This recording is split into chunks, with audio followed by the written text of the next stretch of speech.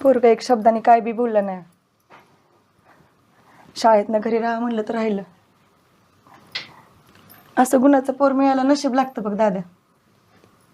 खरं आहे, आम्यासारखा भाऊ मिळायला खरंच नशीब लागतं.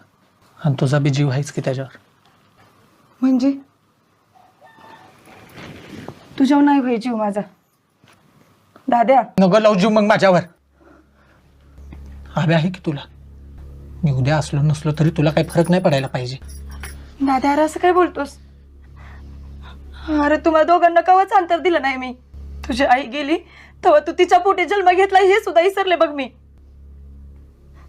बाळणपणाच्या येदना नसतील झाला मला, पण नाळ तीच आहे ना. तीच नाळ तोड आता. दाद्या मला नाही तर करमत. तुला असं सतत बघितलं ना की मला माझी आई आठवते.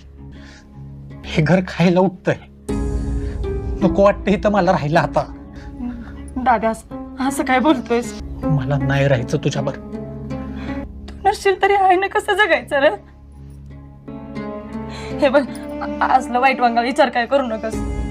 तुला काय कमी पडत असेल ना तर सांग. काहीच कमी पडत नाही, हीच तर अडचण आहे. तू एवढं करतीस, एवढा जीव लावतीस की तुझ्या पायाची धूळ बनून राहा वाटतंय. ठीक आहे, तुला जायचं ना तुझा, पण फक्त एक ऐक माझं. तुझं दीपीचं लग्न होऊस तर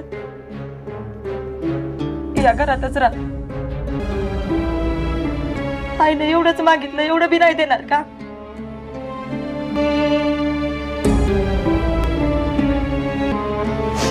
दादा